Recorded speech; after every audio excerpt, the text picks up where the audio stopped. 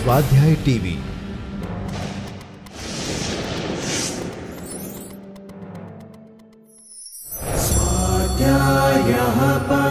Doctor Baba Saheb Ambedkar open university.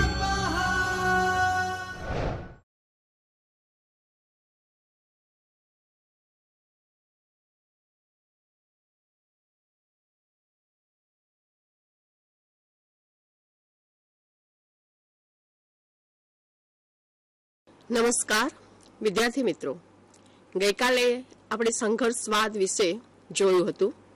સંઘર્ષવાદ શું છે, સંઘર્ષવાદ માટે કઈ કઈ ધારણાઓ રાખવામાં આવે છે, એની મુખ્ય બે પરંપરાઓ કઈ છે અને એમાં કાર્લ માર્ક્સને એક સંઘર્ષવાદ તરીકે, એક સંઘર્ષવાદી સમાજશાસ્ત્ર તરીકે આપણે જો જોવા હોય તો કેવી રીતે જોઈ શકીએ એ વિશે એના જે જુદા જુદા વિચારો હતા એ વિચારોના આધારે આપણે એ જોયું હતું કે કાર્લ માર્ક્સ એક સંઘર્ષવાદી સમાજશાસ્ત્રી છે।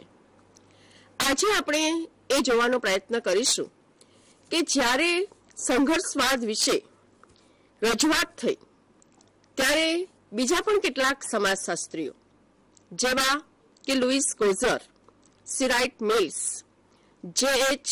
ગોલ્થ્રોપ, Frank Parkin, David Lockwood, Randall Collins અને લેન્સ્કી, એ બધાએ પણ એમાં પ્રયત્નો કર્યા છે।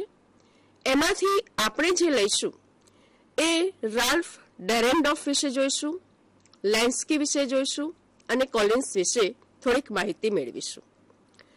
રાલ્ફ ડેરેન્ડોફનો જે સંઘર્ષનો સિદ્ધાંત છે એમાં થોડીક જો આપણે માહિતી મેળવીએ તો મૂળ એ યુરોપિયન સમાજશાસ્ત્રી અને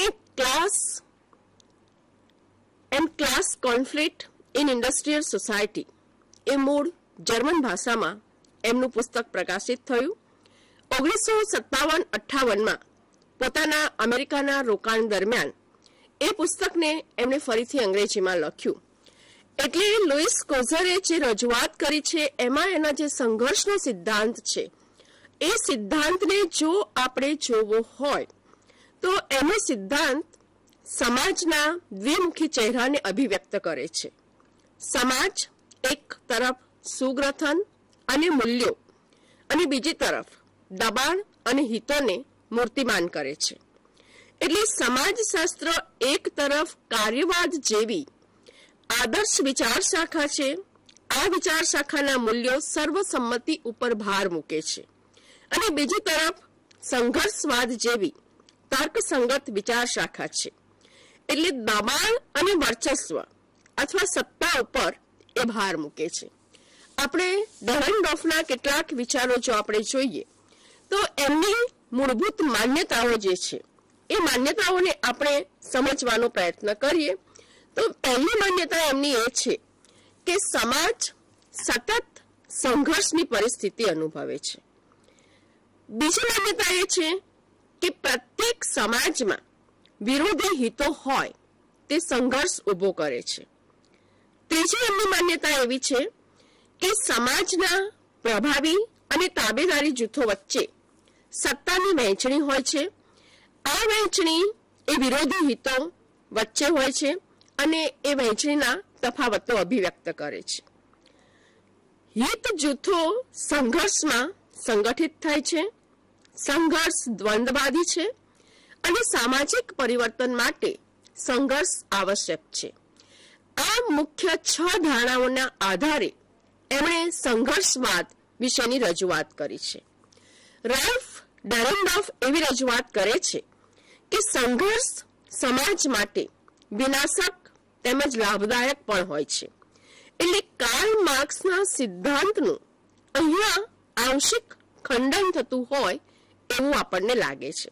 દાખલા તરીકે એમણે જે રજૂઆત કરી હતી એમાં અને માર્ક્સના સિદ્ધાંતોની આપણે જો વાત કરીએ તો ઔદ્યોગિક સમાજને કાર્લ માર્ક્સના જે ખ્યાલો છે અને સિદ્ધાંતો છે એને સ્વીકારે છે, પણ બીજી બાજુ એ એવું કહે છે કે એક નવો સમાજ આવશે, આ સમાજ એ પરિવર્તન વાળો સમાજ હશે, આધુનિક ઔદ્યોગિક સમાજ હશે અથવા તો અનુવાદ જે પોસ્ટ ઇન્ડસ્ટ્રીયલ સોસાયટી હશે, આના સંદર્ભમાં એ મૂડીવાદી સમાજ વિશેની રજૂઆત કરે છે અને કેવી રીતે મૂડીનું વિઘટન થાય છે, કેવી રીતે શ્રમનું વિઘટન થાય છે વગેરે અંગેની ચર્ચા એ પોતાનામાં કરે છે.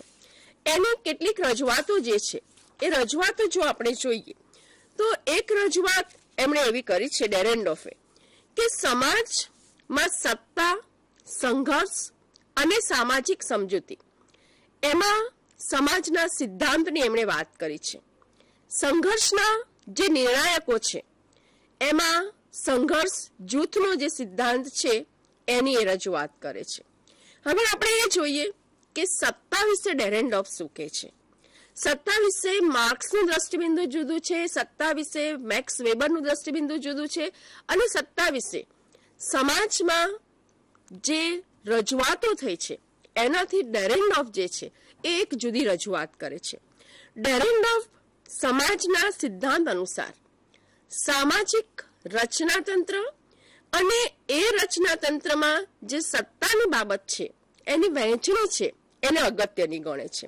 કારણ કે એ પોતે એવું માને છે કે સત્તા એટલે સામાજિક સંબંધમાં ક્રિયા કરનારની સામા પક્ષ ઉપર પોતાની ઈચ્છા લાદવાની શક્તિ. આ વ્યાખ્યા અનુસાર સજા પદ્ધતિનું જે નિયંત્રણ છે એ નિયંત્રણ એ સત્તાનું હાર્દ છે. એટલે જે લોકો સત્તા ધરાવે છે એ હુકમો આપે છે અને હુકમો દ્વારા એ પોતાની ઈચ્છા અને સત્તાવિહીન પાસેથી મેળવે છે. એટલે આમ છતાં આપણે જો બીજી બાજુ જોઈએ તો લોકોને તાબેદારી નથી ગમતી, કારણ કે લોકો એવું માને છે કે આ તાબેદારી જે છે એ આપણને સંઘર્ષમાં ઉતારે છે. એટલે સત્તા સંઘર્ષ માટેનો કાયમી સ્ત્રોત છે એવું ડેરેન્ડોફનું માનવું છે. ડેરેન્ડોફ એવું પણ માને છે કે સત્તાનો ખ્યાલ જે છે એ દબાણ કે બળનું તત્વ ધરાવે છે. એટલે જ્યારે આવી પરિસ્થિતિ સર્જાય છે ત્યારે વ્યક્તિ ઘણીવાર પોતાના અંગત ધ્યેયો અને પોતાના અંગત ધ્યેયોની સિદ્ધિ માટે સત્તાનો દુરુપયોગ કરતા હોય છે. બીજા એના મુદ્દા જે મહત્વના છે એ છે સામાજિક ધોરણો અને સત્તા વિશેની રજૂઆત. તો ડેરેન્ડોફ સામાજિક ધોરણો અને સત્તા વિશેની જે રજૂઆત કરે છે એમાં એ એવું કહે છે કે સામાજિક ધોરણો સામાજિક સંમતિથી ઉદ્ભવતા નથી. સંઘર્ષ અનુસાર ધોરણો સત્તા દ્વારા પ્રસ્થાપિત કરવામાં આવે છે અને સત્તા દ્વારા એની જાળવણી કરવામાં આવે છે. એટલે સામાજિક ધોરણોની જાળવણી એ સત્તાધારી લોકોના હિતમાં થતી હોય છે અને સત્તાને સજા પદ્ધતિનું પીઠબળ હોય છે એવું ડેરેન્ડોફનું માનવું છે. ત્રીજી બાબત એમણે જે કહી છે મિત્રો એ છે સામાજિક સ્તર રચના અને ધોરણો વિશેની. સામાજિક સ્તર રચના અને ધોરણો વિશે ડેરેન્ડોફનું મંતવ્ય એવું રહ્યું છે કે સામાજિક સ્થાન અને કામ એટલે જોબ આ બંને જુદા છે. કારણ કે એકમાં કૌશલ્યની જરૂર છે, બીજામાં કદાચ કૌશલ્યની જરૂર નથી. એટલે સામાજિક સ્થાનોનું જે વિભેદીકરણ છે એ વિભેદીકરણની રજૂઆત એમાં આપણને જોવા મળે છે. સ્તરીકરણ સામાજિક ધોરણો દ્વારા રચાય છે, કારણ કે સામાજિક ધોરણો અમુક વસ્તુ ઈચ્છનીય છે અને અમુક વસ્તુ અનિચ્છનીય છે એવો ભેદભાવ પાડે છે. એટલે સામાજિક સ્તર રચના માટે જો આપણે જોઈએ સમાજમાં તો સામાજિક ધોરણો સત્તા દ્વારા પ્રસ્થાપિત કરવામાં આવે છે અને સત્તા દ્વારા એને પુષ્ટિ આપવામાં આવે છે. એટલે ડેરેન્ડોફના વિચારોમાં સત્તાની જે વાત છે એ આપણને આ સેન્સમાં કેન્દ્ર સ્થાને જોવા મળે છે. એની બીજી જે રજૂઆત છે એ સંઘર્ષના નિર્ણાયકોની છે કે સંઘર્ષના નિર્ણાયકો અને સંઘર્ષ જૂથનો સિદ્ધાંત. એમાં એમણે 2-3 મુદ્દાની વાત કરી છે કે સમાજમાં આ સામાજિક સંઘર્ષનો ઉદ્ભવ કેવી રીતે થાય છે, એની સક્રિયતા કેવી રીતે વધે છે, એની તીવ્રતા કેવી રીતે થાય છે, વર્ગ સંઘર્ષ કેવી રીતે થાય છે, વર્ગ સંઘર્ષ અને સામાજિક પરિવર્તન સાથે સંબંધ છે. દાખલા તરીકે એમનો આપણે પહેલો મુદ્દો લઈએ કે કેવી રીતે સામાજિક સંઘર્ષ ઉદ્ભવે છે. માર્ક્સનું એક જુદું દ્રષ્ટિબિંદુ હતું, ડેરેનડોર્ફનું એક જુદું દ્રષ્ટિબિંદુ છે. ડેરેનડોર્ફ પોતે એવું માને છે કે અધિકાર અથવા તો ઓથોરિટીના તફાવતો જે છે એ પદ્ધતિસરના સામાજિક સંઘર્ષો પેદા કરે છે. એટલે અધિકાર ધરાવતા લોકો અને અધિકાર વિનાના જે લોકો છે એ જૂથોને ડેરેનડોર્ફ વર્ગ તરીકે ઓળખે છે અને એ એવું કહે છે કે વર્ગ સંઘર્ષ જૂથોને સૂચિત કરે છે. આ સંદર્ભ જૂથો અધિકાર વિતરણના તફાવતોમાંથી ઉદ્ભવ્યા છે. એટલે એમના મતે અધિકાર જે છે એ દ્વંદ્વાત્મક છે અને કાં તો વ્યક્તિઓ અધિકાર ધરાવે છે અથવા તો અધિકારનો અભાવ છે. એટલે લોકોના જે હિતો છે એ પ્રમાણે ઘડાય છે અને એવી રીતે સંઘર્ષ ઉદ્ભવે છે. આ એની પહેલી રજૂઆત છે. બીજો એમનો મહત્વનો મુદ્દો છે કે સંઘર્ષની સક્રિયતા કેવી રીતે વધે છે. એટલે કઈ સિચ્યુએશનમાં સંઘર્ષ વધારે સક્રિય બને છે એ મુદ્દો એમણે રજૂઆત કરી છે. ડેરેનડોર્ફે એમાં 4 પરિસ્થિતિની વાત કરી છે. પહેલી પરિસ્થિતિ એમને એવી કહી છે કે જૂથો સક્રિય બનવા માટે જૂથોના સ્થાપક હોવા જરૂરી છે અને જૂથોની વિચારસરણી હોવી જરૂરી છે. બીજું એવું કહે છે કે રાજ્ય જેમ વધુ ઉદાર એમ સક્રિય સંઘર્ષની શક્યતા વધુ છે.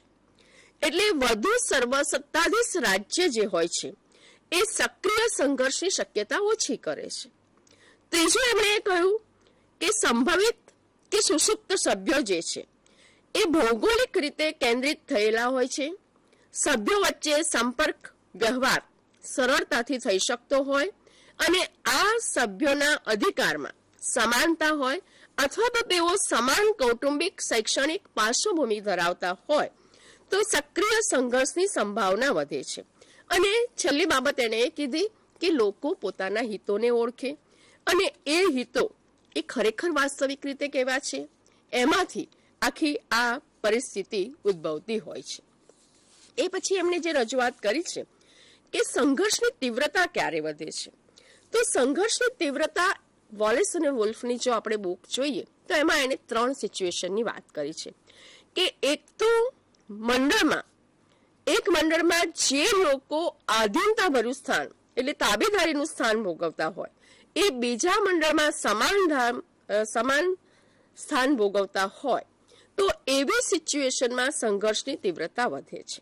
બીજું એમણે એ કીધું કે એક જ સંગઠનમાં સત્તા ધરાવતા લોકો એ જ સંગઠનના બીજામાં સર્વોચ્ચ સ્થાને ભોગવતા હોય ત્યારે સંઘર્ષની તીવ્રતા વધે છે.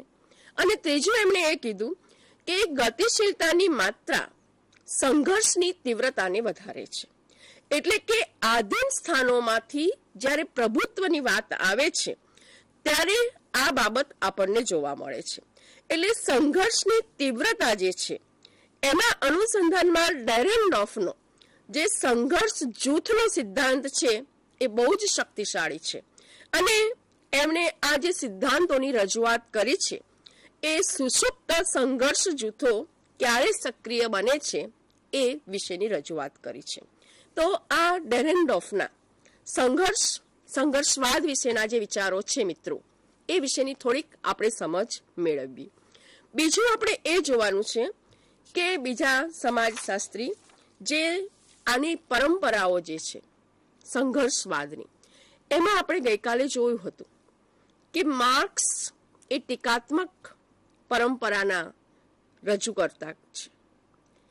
તો વિશ્લેષણાત્મક સંઘર્ષવાદી તરીકે આપણે હવે લુઈસ કોઝર વિશે જોઈશું. લુઈસ કોઝર 1913માં બર્લિનમાં જન્મ્યા. કોલંબિયા યુનિવર્સિટીમાંથી એ પીએચડી થયા. 1968માં એ લેક્ચરરમાંથી પ્રોફેસર બન્યા અને જેમ દરેક સોસાયટીમાં દરેક દેશમાં જેમ આપણે ભારતમાં છીએ તો ઇન્ડિયન સોશિયોલોજીકલ સોસાયટી છે એમ એ અમેરિકામાં હતા. તો એ અમેરિકામાં જે અમેરિકન સોશિયોલોજીકલ સોસાયટી છે એના એ પોતે પ્રેસિડેન્ટ બન્યા. આ લુઈ કોઝરના જે વિચારો છે એ સમાજના સ્વરૂપ વચ્ચેના એના સંબંધના અભ્યાસમાં રસ ધરાવે છે. એટલે એમના મતે આધુનિક જીવન એ વિભેદન, ખંડિત અને વિમુખતાની લાક્ષણિકતા ધરાવે છે. એ ખુલ્લા સમાજના હિમાયતી છે. એ પોતે સામાજિક સંસ્થાઓના સ્વરૂપ ઉપર ભાર મૂકે છે. એમની જે રજૂઆત છે એમાં એક બાબત એમણે એ કીધું છે કે સામાજિક સંઘર્ષ વિશે એ પોતે શું માને છે. એ એવું કહે છે કે સંઘર્ષ એટલે ટાંચા, દરજ્જા, સત્તા, સાધનો મેળવવા માટેના સંઘર્ષ, જેમાં વિરોધીઓના હેતુ તેમના પ્રતિસ્પર્ધીને નિષ્ક્રિય બનાવવાના, નુકસાન પહોંચાડવાનું અને તેમને દૂર કરી દેવાનો છે. એટલે એમણે જે આખી રજૂઆત કરી છે એમાં 2-3 બાબતો મહત્વની ગણી છે. એ પોતે એવું કહે છે કે સામાજિક સંઘર્ષ વિશે જ્યારે આપણે જોઈએ છીએ ત્યારે સામાજિક સંઘર્ષ એ કોઈ નવી ઘટના નથી. એમાં મૂડીનું પણ વિઘટન થાય છે, શ્રમનું પણ વિઘટન થાય છે અને આ વિશે એમણે વિચારો રજૂ કર્યા છે. દાખલા તરીકે એમના મૂડીના વિઘટન વિશેના વિચારોની વાત કરીએ તો કાર્લ માર્ક્સની જે રજૂઆત છે એનાથી આ એક જુદી રજૂઆત કરે છે. કાર્લ માર્ક્સ મૂડી, મૂડીપતિ, મૂડીવાદ, શ્રમિકો આ બધામાં એવી રજૂઆત કરે છે. ગઈકાલે જ આપણે જોઈ ગયા છીએ મિત્રો કે એમના મતે સમાજમાં 2 વર્ગો છે અને મૂડીનું વિઘટનની જે પ્રક્રિયા છે એના વિશે માર્ક્સનું દ્રષ્ટિબિંદુ એવું રહ્યું છે કે આ મૂડીદાર વર્ગ એ મૂડીવાદી વ્યવસ્થામાં સંચાલન અને માલિકી ધરાવે છે. રાલ્ફ ડેરેન્ડોર્ફ એની જુદી રજૂઆત કરે છે અને એ પોતે એવું કહે છે કે ધીમે ધીમે જે વિશાળ કોર્પોરેશનો એનો ઉદ્ભવ થયો એમાંથી આખી પરિસ્થિતિ બદલાઈ અને મૂડીવાદી વર્ગ જે છે એ વર્ગ એમાંથી એક પરિસ્થિતિ એવી ઉદ્ભવે છે કે જુદી જુદી રીતે એ રજૂઆત કરે છે. મિત્રો, એમણે જે રજૂઆત કરી હતી અને સંઘર્ષ વિશે એની જે રજૂઆતો છે એમાં જો આપણે 2-3 મુદ્દાની વાત કરીએ તો ડેરેન્ડોર્ફની વાત, એના જે સિદ્ધાંતોની વાત છે એની અને લુઈસ કોઝરની જે વાત છે એમાં આપણને ઘણો તફાવત જોવા મળે છે.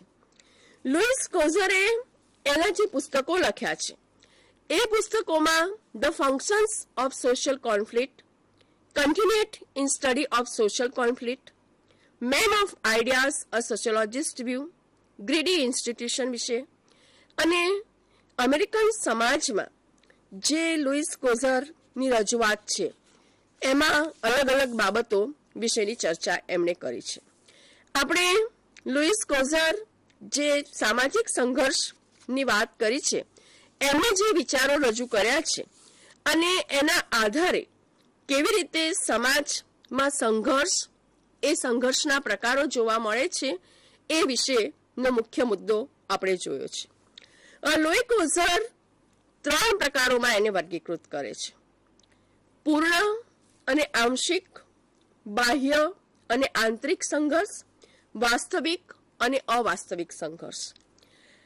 પૂર્ણ અને આંશિક સંઘર્ષ વિશે એમની દ્રષ્ટિબિંદુ એવું રહ્યું છે કે જ્યારે 2 વ્યક્તિઓ અથવા 2 જૂથો વચ્ચે એમના સંબંધોના અમુક પાસા બાબત સમજૂતી થયેલી જોવા મળે છે અને બીજા પાસા બાબત સંઘર્ષ જોવા મળે છે ત્યારે એ આંશિક સંઘર્ષ તરીકે ઓળખે છે.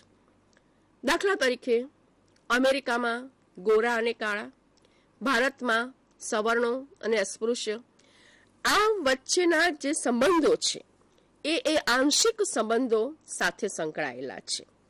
બીજો એમણે જે પ્રકાર કયો છે એ બાહ્ય અને આંતરિક સંઘર્ષ વિશેની વાત કરી છે. રાષ્ટ્ર વચ્ચે જોવા મળતી પ્રતિસ્પર્ધા, યુદ્ધ એ બાહ્ય સંઘર્ષનું ઉદાહરણ છે. આના પાયામાં અહમ પ્રધાન સંસ્કૃતિનું તત્વ છે. એટલે પોતાના સમાજ કરતા બીજાઓ કે જેમની સંસ્કૃતિ અલગ છે એમના પ્રત્યે એ શંકાની નજરે જુએ છે. સમાજની અંદર જ વ્યક્તિઓ વ્યક્તિઓ વચ્ચે, જૂથો વચ્ચે આંતરિક સંઘર્ષ જોવા મળે છે. દાખલા તરીકે આપણે ગુજરાતની વાત કરીએ તો જ્યારે ગુજરાતમાં જ અંદરો અંદર સંઘર્ષ ચાલતો હોય તો એ આંતરિક સંઘર્ષ છે. પણ દાખલા તરીકે નર્મદાના પાણીની વાત ગુજરાત અને મહારાષ્ટ્ર વચ્ચેની હોય ત્યારે ગુજરાત એક થવા માટેનો પ્રયત્ન કરે છે. એટલે આંતરિક સંઘર્ષમાં જૂથનો ટકાવ, એની સંબદ્ધતા અને સ્થિરતા, આ વધારો કરવામાં એ કેવી રીતે ફાળો આપે છે એની લુઈસ કોઝરે રજૂઆત કરી છે. ત્રીજો એમને જે પ્રકાર દર્શાવ્યો છે એ વાસ્તવિક અને અવાસ્તવિક સંઘર્ષ વિશેની વાત કરી છે. વાસ્તવિક અને અવાસ્તવિક સંઘર્ષ વિશે લુઈસ કોઝરનું દ્રષ્ટિબિંદુ એવું રહ્યું છે કે વાસ્તવિક સંઘર્ષ એ ધ્યેય હાંસલ કરવાનું સાધન છે. એટલે જે સમયે સંઘર્ષમાં ઉતરનાર જૂથો આ ધ્યેય માટે અન્ય સાધનો પ્રાપ્ત કરશે અને તરત એ બંધ થઈ જશે. આ પ્રકારના સંઘર્ષમાં કાર્યાત્મક વૈકલ્પિક સાધનોનું એ અસ્તિત્વ ધરાવે છે. દાખલા તરીકે જ્યારે કામદારો હડતાલ ઉપર જાય છે ત્યારે કામદારોને એવું થાય છે કે અમારો પગાર વધારો થવો જોઈએ, પણ માલિકોને એવું થાય છે કે પગાર વધારો ન થવો જોઈએ. તો આ આખી જે પરિસ્થિતિ છે એ પરિસ્થિતિમાં મુખ્ય બાબત એ છે કે જે ઇકોનોમિક્સની થિયરીમાં પણ આવે છે કે ડિમાન્ડ અને સપ્લાય, કે એની માંગ કેવી છે, એનો પુરવઠો કેવો છે અને એના આધારે પોતાના ધ્યેયો કેવા છે અને એ ધ્યેયો હાંસલ કરવાના સાધનો કેવા છે, આ વિશેની વાત એ રજૂઆત કરે છે. હવે જ્યારે અવાસ્તવિક સંઘર્ષની રજૂઆત કરે છે તો આ અવાસ્તવિક સંઘર્ષ જૂથોના વિરોધી ધ્યેયના સંઘર્ષને લીધે ઊભો થતો હોય છે અને બેમાંથી એક જૂથ એવું માને છે કે સામેના જૂથે પોતાનું બગાડ્યું છે, માટે આ પ્રકારની માનસિક તાણ ઘટાડવામાં એ સંઘર્ષમાં ઉતારે છે. એટલે આપણે જ્યારે એવું કહેતા હોઈએ કે ભારતમાં અનામત પ્રથા છે, આદિમ સમાજની વાત કરીએ છીએ, ત્યારે ખરેખર વાસ્તવિકતા શું છે અને એ વાસ્તવિકતા કેવી રીતે કામ કરે છે એ મુદ્દો એમાં મહત્વનો આપણને લાગવો જોઈએ. એ પછી લુઈસ કોઝરનું એક મહત્વની બાબત એ છે કે એને જૂથના કાર્યો કરતા જૂથના વિકાર્યો, એમાં કાર્યો ઉપર વધારે ભાર મૂક્યો છે કે સંઘર્ષ એ હંમેશા વિકાર્યાત્મક નથી હોતું, પણ સંઘર્ષ એ કેવી રીતે કાર્યાત્મક હોય છે એ બાબત એને દર્શાવવાનો પ્રયત્ન કર્યો છે. સંઘર્ષના કાર્યોના એક પછી એક મુદ્દા આપણે જોઈએ તો પહેલું તો એને કીધું છે કે જૂથને ઓળખો, એટલે આઈડેન્ટિટીઝ અને એની જે મર્યાદાઓ છે એ મર્યાદાઓ સ્થાપિત કરવામાં અને એને જાળવવામાં સંઘર્ષ મદદરૂપ થાય છે. આ એની પહેલી રજૂઆત છે. એટલે જૂથના સભ્યો માટે ભય ઊભું કરનાર બાહ્ય જૂથ સાથેના સંઘર્ષને લીધે જૂથના સભ્યોમાં ચુસ્ત પોતાપણાની ભાવના અને જૂથ ઓળખ એ સ્પષ્ટ થાય છે. સંઘર્ષને લીધે જૂથની મર્યાદાઓ સ્પષ્ટ થાય છે અને એને ખબર પડે છે કે કયું જૂથ કોના તરફી છે, કયું જૂથ કોના વિરોધમાં છે. આ બાબતની આપણને બહુ સરસ રીતે સમજ પડે છે. પશ્ચિમના દેશોમાં, યુરોપના દેશોમાં આ અંગેના કેટલાક અભ્યાસો થયા અને એ અભ્યાસોમાંથી કયું જૂથ કોની સાથે છે અને કેવી રીતે એ કામ કરે છે, એની કઈ કઈ મર્યાદાઓ છે, આ વિશેની સ્પષ્ટતા એમણે કરી છે. બીજું એમણે જે ફંક્શન દર્શાવ્યું છે કે સમાજની અંદરનો સંઘર્ષ સ્થાપિત સામાજિક વર્ગો અથવા સામાજિક સ્તર રચનાની જાળવણીનું કામ કરે છે. એટલે જ્યારે સંઘર્ષ સમાજના સભ્યો વચ્ચે, ખાસ કરીને સામાજિક વર્ગો અથવા રાજકીય, એથનિક, આર્થિક અને ધાર્મિક જૂથો વચ્ચે ઊભો થાય છે ત્યારે એ એમની સ્વતંત્ર ઓળખ અને આપણાપણાની ભાવના જાળવી રાખવાનું કામ કરે છે. એટલે ભારતીય સમાજમાં જે ભાષાકીય, ધાર્મિક સંઘર્ષો જોવા મળે છે એ આ બાબત સાથે સંકળાયેલું છે અને કેવી રીતે એ ફંક્શનલ છે એ એની રજૂઆત કરે છે. ત્રીજું એવું કહે છે કે સંઘર્ષ જૂથના સભ્યો વચ્ચેના ભેદભાવ, દુશ્મનામટ અને વેરવૃત્તિના ઉભરાને ઠાલવવાના રસ્તાઓ બતાવી જૂથની જાળવણીનું કાર્ય કરે છે. ધેટ મીન્સ કે એકબીજા પ્રત્યે દુશ્મનાવટ, વેરભાવ, ભેદભાવ અને ઉભરો ઠાલવવાનો જ્યારે આપણને માર્ગ મળે છે ત્યારે એ કામ કરે છે. આપણે બીજા શબ્દોમાં જો આપણે એવું કહીએ તો સંઘર્ષ એક પ્રકારના સેફ્ટી વાલ્વ તરીકેની ભૂમિકા ભજવે છે અને આના દ્વારા જૂથના સભ્યો પોતાનો ઉભરો અથવા તો અસંતોષ બહાર ઠાલવે છે અને પરિણામે સમગ્ર જૂથ અથવા સમાજ એ વેરવિખેર થતા અટકે છે. આમ એક સલામતી નિયામક સેફ્ટી વાલ્વ તરીકે સભ્યોના વિરોધનો નિકાલ કરવાનું અને એ દ્વારા એને ઘટાડવાનું કામ કરે છે. એટલે એકવાર વ્યક્તિનો ઉભરો ઠલવાઈ જાય ને પછી જે સ્ફોટક પરિસ્થિતિ બનવાની હોય એ સ્ફોટક પરિસ્થિતિ નથી બનતી. એટલે પેલો વેરભાવ, અસંતોષ જે કાંઈ થવાનું હોય એ ઘટી જાય છે. દાખલા તરીકે આપણે કોલેજમાં, ઘરમાં ને એમાં જોઈએ છીએ કે એકવાર વ્યક્તિનો ઉભરો ઠલવાઈ જાય છે પછી ધીમે ધીમે વળી પાછા એ એક થવા માટેનો પ્રયત્ન કરે છે. તો ત્યાં સંઘર્ષ જે છે એ સંઘર્ષ એ આપણને કાર્યાત્મક વધારે જોવા મળે છે. ચોથું એમણે કહ્યું છે કે સામાજિક સંઘર્ષ જૂથ માટે કાર્યાત્મક બનશે કે નહીં એનો આધાર સમસ્યા અથવા મુદ્દાના પ્રકાર અને કયા પ્રકારના સમાજમાં સંઘર્ષ ઊભો થાય છે એના ઉપર રહેલો છે. એટલે દરેક પ્રકારના સંઘર્ષથી જૂથને લાભ જ થાય છે એવું નથી હોતું, પણ દરેક પ્રકારનો સંઘર્ષ જૂથ માટે હંમેશા કાર્યાત્મક હોય એવું નથી બનતું, કારણ કે એ સમાજના જે સાધનો છે એમાં દરજ્જા અને સત્તા માટે સંઘર્ષ થતા હોય છે.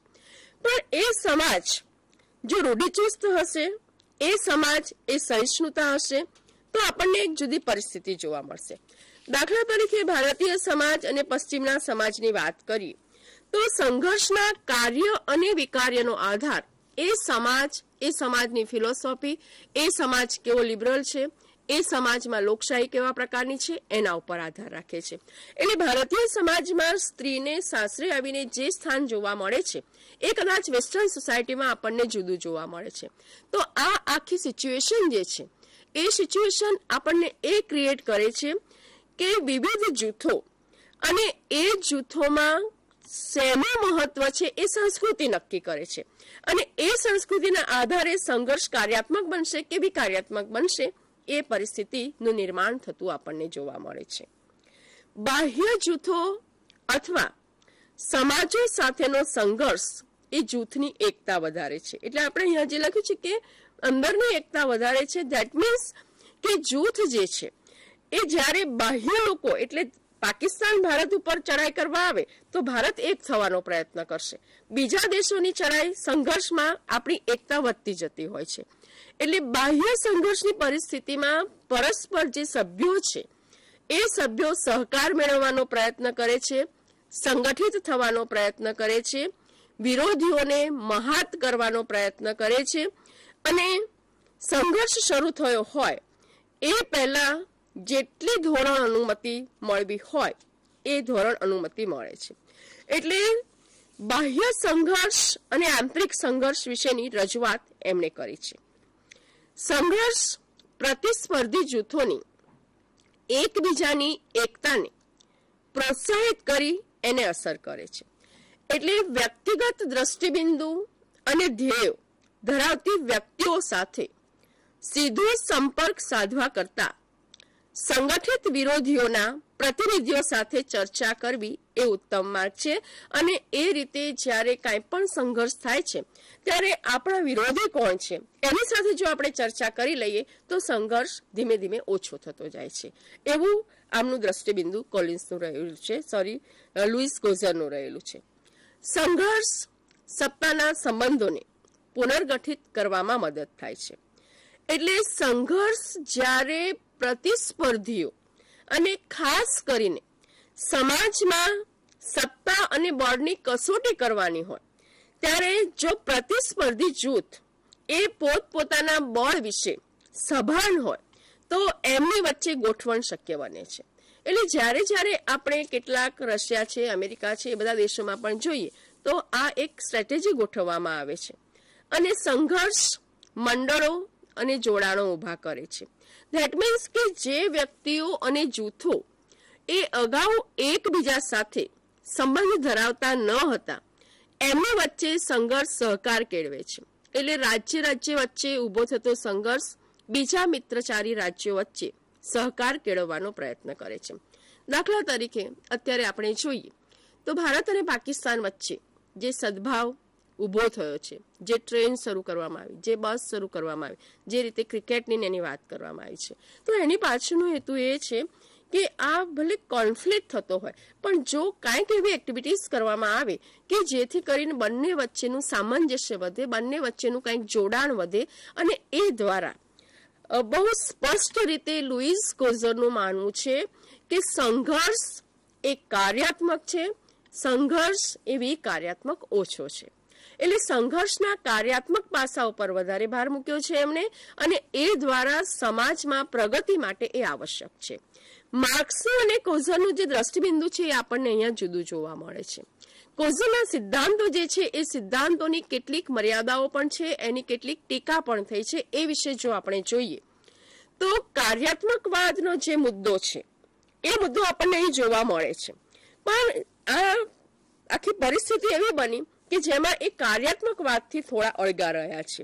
એટલે એ આખો મુદ્દો વિવાદાસ્પદ છે કારણ કે સંઘર્ષ, સત્તા, હિત જૂથો એને એક સંતુલનના સાધન તરીકે એ જોવે છે અને સંઘર્ષવાદીઓની જે મૂળભૂત માન્યતાઓ છે એ મૂળભૂત માન્યતાઓથી એ થોડા જુદા જાય છે.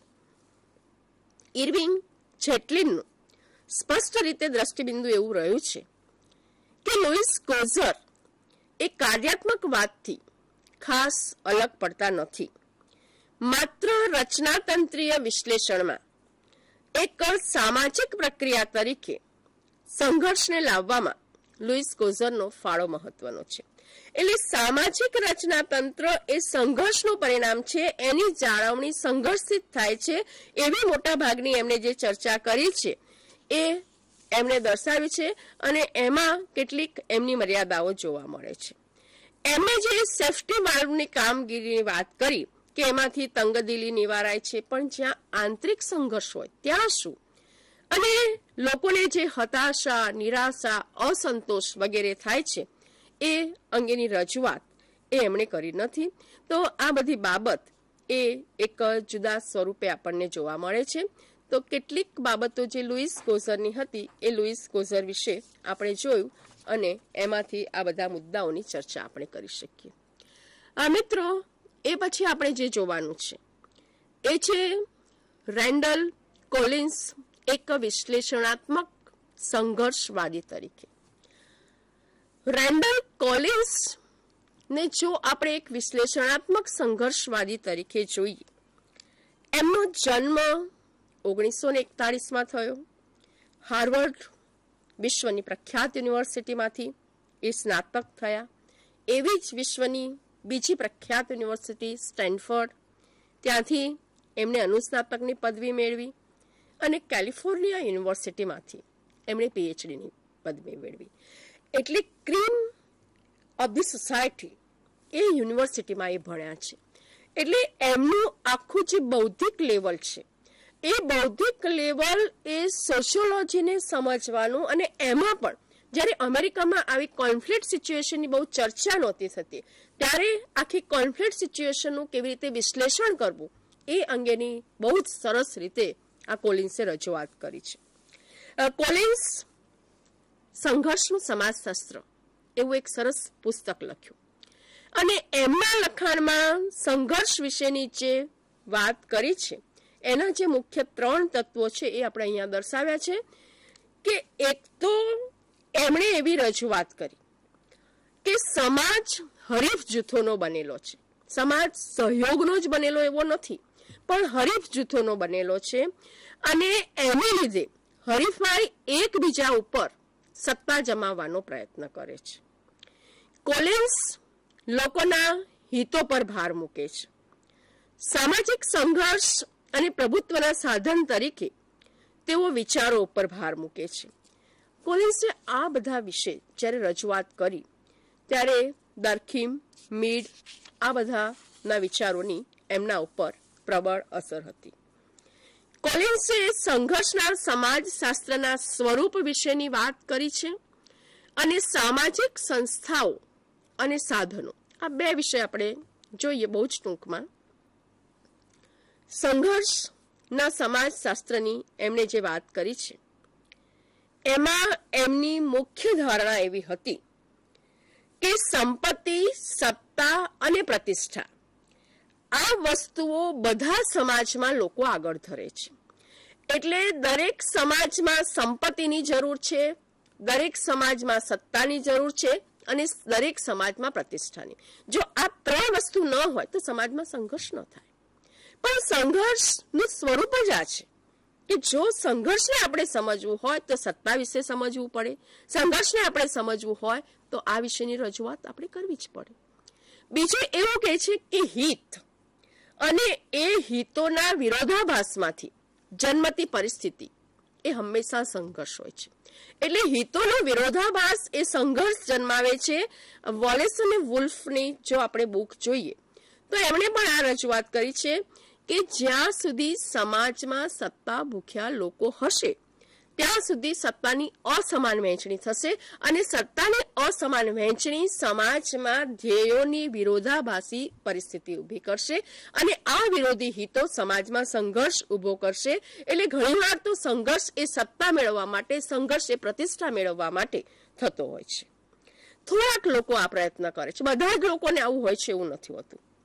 ત્રીજી બાબત એમણે સોશિયલ સ્ટ્રક્ચર અને સોશિયલ ચેન્જ વિશેની કરી છે કે આ બંનેના નિર્ણાયક બાબતો વિશે જો આપણે જોઈએ તો જે ભૌતિક અને યાંત્રિક સાધનો છે એમાં ભૌતિક સાધનોમાં મિલકત, ઓજારો, શૈક્ષણિક કૌશલ્ય, હથિયારો વગેરેનો સમાવેશ થાય છે અને વ્યક્તિગત સંબંધોમાં શક્તિ અને ભૌતિક શક્તિનું જે આકર્ષણ છે એની રજૂઆત કરી છે. એટલે જ્યારે આપણે કોઈ એવી વ્યક્તિઓના સંપર્કમાં આવીએ છીએ ત્યારે જે ભાવાત્મક એકતા સર્જે છે એ બાબત સાંસ્કૃતિક બાબત સાથે સંકળાયેલી છે એવું એમનું માનવું છે. લોકો ઓછા કે વધુ સાધનો ધરાવતા હોય અને ઓછા કે વધુ પ્રભાવી કે આધીન હોય એના જીવનના મુખ્ય 3 ક્ષેત્રોની વાત એમણે કરી છે. એક તો લોકોના વ્યવસાયો, એને જુદા જુદા વર્ગોમાં એને વહેંચ્યા છે. બીજું લોકો જેમાં જીવન જીવે છે કે સમુદાયો છે એને જુદા જુદા દરજ્જામાં વહેંચ્યા છે અને રાજકીય ક્ષેત્રની એમણે વાત કરી છે.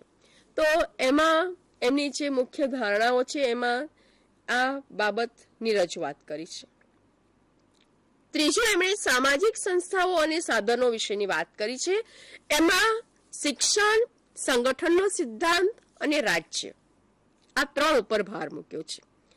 શિક્ષણમાં એમણે એવું કહ્યું છે કે સત્તા, સંપત્તિ અને પ્રતિષ્ઠાના સંઘર્ષમાં શૈક્ષણિક લાયકાતનો એક સાધન તરીકે ઉપયોગ થાય છે. એટલે લોકોની કારકિર્દી આપણે બધા જાણીએ છીએ કે આપણે કરિયર બનાવવી હશે તો મિનિમમ એજ્યુકેશનની જરૂર પડશે, ફોર્મલ એજ્યુકેશનની જરૂર પડશે. જેમ આપણું એજ્યુકેશન વધારે એમ આપણે કારકિર્દીમાં આગળ વધી શકીશું. એટલે શિક્ષણ એ પ્રબુદ્ધ વર્ગ અને એ પ્રબુદ્ધ વર્ગમાં સારી નોકરી મેળવવા માટે આપણે શિક્ષણનો ઉપયોગ કરીએ છીએ અને આ શિક્ષણને લીધે આપણો વર્ગ બદલાય છે, આ શિક્ષણને લીધે આપણું સ્ટેટસ બદલાય છે, આ શિક્ષણને લીધે આપણે જે સંસ્કૃતિ છે એ સંસ્કૃતિમાં આપણને માન મળે છે એવું એમનું પોતાનું દ્રષ્ટિબિંદુ રહ્યું છે.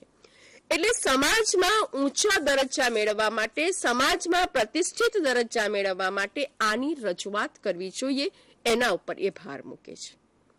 બીજું એમણે સંગઠનના સિદ્ધાંત વિશેની વાત કરી છે કે જેમાં કોલિન્સ સંગઠનને સંઘર્ષનું ક્ષેત્ર ગણે છે.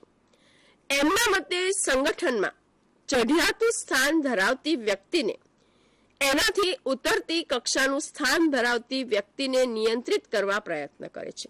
એટલે જે વ્યક્તિ ચઢિયાતું સ્થાન ભોગવે છે અને જે વ્યક્તિ એનાથી નીચેનું સ્થાન ભોગવે છે એની વચ્ચે કેવી બાબત હોય છે તો એ માટે સજા પદ્ધતિની વાત કરે છે. સજા પદ્ધતિ એમણે 3 પ્રકારે દર્શાવી છે. પહેલામાં એ એવી રજૂઆત કરે છે કે દબાણ અને બળ, લોકોને દબાણ અને બળ ગમતું નથી, એનો એ વિરોધ કરે છે. સંગઠનમાં દબાણમાં વિશ્વાસ રાખતી અને ઉતરતું સ્થાન ધરાવતી વ્યક્તિઓ દબાણ પ્રત્યે નિરુત્સાહી સંમતિ દાખવે છે અને નિષ્ક્રિય વિરોધ કરે છે. બીજું એ ભૌતિક બદલાની વાત કરે છે કે ભૌતિક બદલો ઓછી વિમુખતા સર્જે છે, પરંતુ ભૌતિક બદલો પગાર વગેરે નાણાકીય બાબતો અને સતત સંઘર્ષ ચાલતો હોય ત્યારે એ સંગઠનો ઊભા કરે છે, એના ઉપર એ ભાર મૂકે છે. ત્રીજું એ ધોરણાત્મક નિયંત્રણની વાત કરે છે. તો જે ધોરણાત્મક નિયંત્રણ છે, સમાજમાં ધોરણો હોય છે અને આ ધોરણો એ સમાજના નિયમોથી બનેલા હોય છે, સામાજિક નિયમોથી બનેલા હોય છે કે સમાજમાં એક પ્રકારનું કંટ્રોલ રાખે છે, લોકોને તાબે રાખે છે અને એમાં સંસ્કૃતિ, કાયદો આ બધા મહત્વના હોય છે. એટલે અધિકારની જે વહેંચણી છે એમાં ધોરણાત્મક નિયંત્રણની વાત એમણે મહત્વની ગણી છે અને આવી વ્યક્તિઓની સંખ્યા એ વધુ હોય છે. એટલે વ્યક્તિઓ વચ્ચે એકતાની વાત કરવાની આવે ત્યારે આ ધોરણાત્મક નિયંત્રણનો મુદ્દો એમને માટે મહત્વનો લાગે છે. એમને વહીવટી પ્રયુક્તિમાં જે રજૂઆત કરી છે એમાં 5 બાબતો ઉપર કહી છે કે એક તો દેખરેખની પ્રયુક્તિ જે છે એ ખૂબ અગત્યની છે, એના ઉપર ભાર મૂકે છે. કામની ગુણવત્તા અને કાર્યદક્ષતાની ચકાસણી ઉપર ભાર મૂકે છે. લેખિત ઔપચારિક નિયમોનો ઉપયોગ કરવાની વાત ઉપર ભાર મૂકે છે. માહિતી ઉપર નિયંત્રણની વાત કરે છે અને પર્યાવરણ નિયમનની જે પ્રયુક્તિ છે એના ઉપર ભાર મૂકે છે. તો આ બધી બાબતના આધારે એ જે આખો સંગઠનનો સિદ્ધાંત છે અને સંઘર્ષની બાબત એની સાથે કેવી રીતે સંકળાયેલી છે એ અંગેની ચર્ચા કરે છે. રાજ્ય વિશે કોલિન્સનું દ્રષ્ટિબિંદુ એવું રહ્યું છે કે દબાણ કે બળ એ સામાજિક જીવન અને સામાજિક સંઘર્ષનું હાર્દ છે. એટલે રાજ્ય વિશિષ્ટ પ્રકારનું સંગઠન છે. રાજ્ય એ હિંસા બળ દ્વારા પોલીસ તંત્ર સાથે કેવી રીતે સંકળાયેલું છે એની એ રજૂઆત કરે છે. કારણ કે રાજ્ય એ એવી પરિસ્થિતિની રજૂઆત કરે છે કે જેમાં એ પોતે નિયંત્રણ કેવી રીતે રાખી શકાય, બીજા ઉપર વિજય કેવી રીતે રાખી શકાય એ વિશે બહુ જ સરસ રીતે એમણે રજૂઆત કરી છે. એમનું આખું જે દ્રષ્ટિબિંદુ રહેલું છે એમાં એ પોતે એવું કહે છે કે સમાજમાં જો પરિસ્થિતિને આપણે સમજવી હશે તો પરિસ્થિતિ એવી હશે કે જેમાં કેટલીક બાબતો વિશે આપણે બહુ સ્પષ્ટ રીતે નહીં કરી શકીએ. અને આ બધી બાબતોમાં એમણે જે રજૂઆત કરી છે એમાં 2-3 મુદ્દા મહત્વના છે કે કોલિન્સે જે રજૂઆત કરી છે એમાં એની મુખ્ય ધારણાઓ કઈ હતી, એ ધારણાઓ કેવી રીતે આગળ વધી, કેવી રીતે સામાજિક સંસ્થાઓ અને સાધનો સાથે, એમાં ખાસ કરીને શિક્ષણ, સંગઠનનો સિદ્ધાંત, રાજ્ય એ બધું સંકળાયેલું છે એની રજૂઆત કરી છે.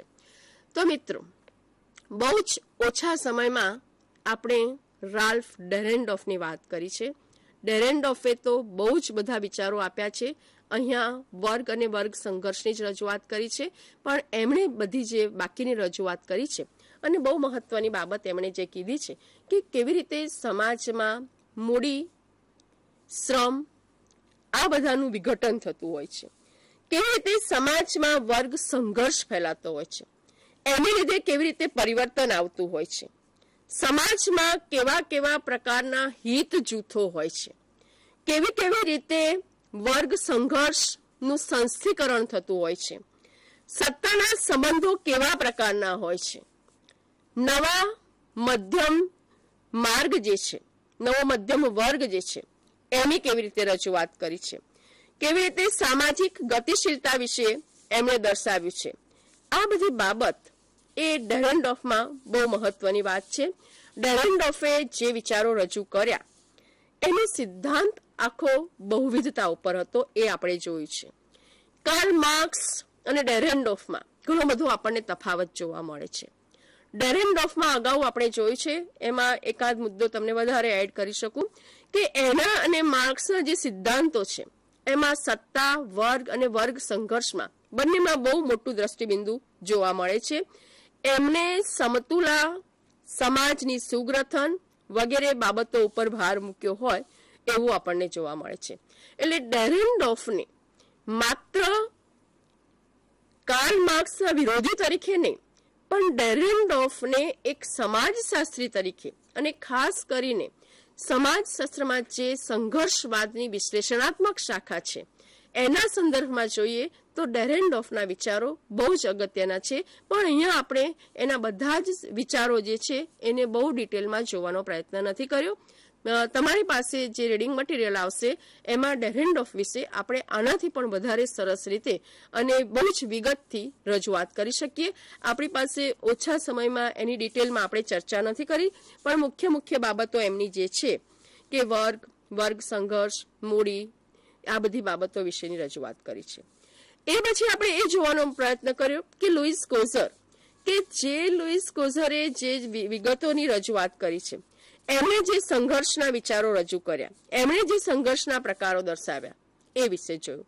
અને છેલ્લે આપણે જે જોયું એમાં રેન્ડલ કોલિન્સ વિશેની વાત કરી કે કોલિન્સ કેવી રીતે એક વિશ્લેષણાત્મક સંઘર્ષવાદી તરીકે આપણને જોવા મળે છે. કોલિન્સની કઈ મુખ્ય ધારણાઓ છે અને સામાજિક સંસ્થાઓ અને સાધનો સાથે એ કેવી રીતે સંકળાયેલા છે. એટલે આ આખો જે સંઘર્ષવાદ છે એ સંઘર્ષવાદમાં માત્ર આ 5 વિચારકો નથી. સંઘર્ષવાદમાં તો બીજા 9 થી 10 વિચારકોની વાત આવે છે. પણ મિત્રો, અહીંયા સમય અપૂરતો હોવાથી અથવા તો આપણી પાસે મર્યાદિત સમય હોવાને કારણે આપણે મુખ્યત્વે અહીંયા સંઘર્ષવાદની મુખ્ય ધારણાઓ કઈ છે, ગઈકાલે આપણે જોયું હતું. સંઘર્ષવાદની 2 શાખાઓ કઈ છે અને સંઘર્ષવાદને આપણે કેવી રીતે સમજાવી શકીએ. પશ્ચિમના દેશોમાં, અમેરિકામાં સંઘર્ષવાદની શરૂઆત કેવી રીતે થઈ અને સંઘર્ષવાદના પ્રણેતા કાર્લ માર્ક્સ એમને સંઘર્ષવાદ તરીકે કેવી રીતે જોઈ શકીએ. હેબરમાસને પણ આપણે સંઘર્ષવાદી તરીકે જોઈ શકીએ, પણ હેબરમાસ વિશેની ચર્ચા અહીંયા આપણે કરતા નથી. એ પછી આપણે લુઈસ કોઝર, ડેરેનડોર્ફ અને કોલિન્સ એને એક વિશ્લેષણાત્મક સંઘર્ષવાદી તરીકે કેવી રીતે જોઈ શકીએ. એટલે માર્ક્સિસ્ટ એપ્રોચ એ એક જુદો છે. કોન્ફ્લિક્ટ સિચ્યુએશનમાં વેબરની વાત કરીએ તો એણે પણ જુદી રજૂઆત કરી છે. એક આખું ચિત્ર જો સંઘર્ષવાદના સંદર્ભમાં આપણે જોવું હોય તો સમાજ, એ સમાજની વાસ્તવિકતા અને એ વાસ્તવિકતામાં આ બધા સિદ્ધાંતોને આપણે કેવી રીતે વણી શકીએ કે જેથી કરી અને આ વિશેની સ્પષ્ટતા આપણને થાય. સંઘર્ષ ઘણા પ્રકારના છે. સંઘર્ષ સમાજમાં કાર્યાત્મક પણ છે અને સંઘર્ષ એ સમાજમાં વિઘાતક પરિસ્થિતિ પણ સર્જે છે. એટલે સામાન્ય માણસોનું જે દ્રષ્ટિબિંદુ છે અને સમાજશાસ્ત્રીઓનું જે દ્રષ્ટિબિંદુ છે એ સંઘર્ષવાદી શાખામાં એના જો રૂટ્સ કોઝ આપણે જોઈએ તો આપણને એક જુદી સિચ્યુએશનમાં જોવા મળે છે. અને આ સેન્સમાં આપણે એક થિયરીમાં સંઘર્ષવાદને મૂલવવા માટેનો પ્રયત્ન કર્યો છે. મિત્રો, આપના જે કાંઈ પ્રશ્નો હોય એ પ્રશ્નો તમે અમને પૂછી શકો છો. આ અંગે તમારે વધારે માહિતી જોઈતી હશે તો આંબેડકર યુનિવર્સિટીમાંથી ચોક્કસ તમને મળી જશે. જ્યાં તમને એમ લાગે કે આ વિશે આપણે વધારે ચર્ચા કરવા જેવી છે તો એ વિશે પણ કહેશો. અને છેલ્લે આવતીકાલની વાત કે આવતીકાલે સમાજશાસ્ત્રમાં સંઘર્ષવાદની જે વાત છે એ આપણે આજે પૂરી કરીએ છીએ, પણ થિયરીમાં, સમાજશાસ્ત્રીય સિદ્ધાંતમાં હજી ઘણી બધી થિયરી બાકી છે. અને આવતીકાલે સવારે 10 થી 12 આપણી આંબેડકર યુનિવર્સિટીના કુલપતિ શ્રી ડૉક્ટર આમ્રપાલીબેન મર્ચન્ટ આ વિશે, સિદ્ધાંતો વિશેનું જે માહિતી છે એ આપને આપશે. આપ સૌ સમયસર ઉપસ્થિત રહેશો અને અહીંયા તમે પધાર્યા એ બદલ આપનો ખૂબ ખૂબ આભાર. નમસ્કાર. સ્વાધ્યાય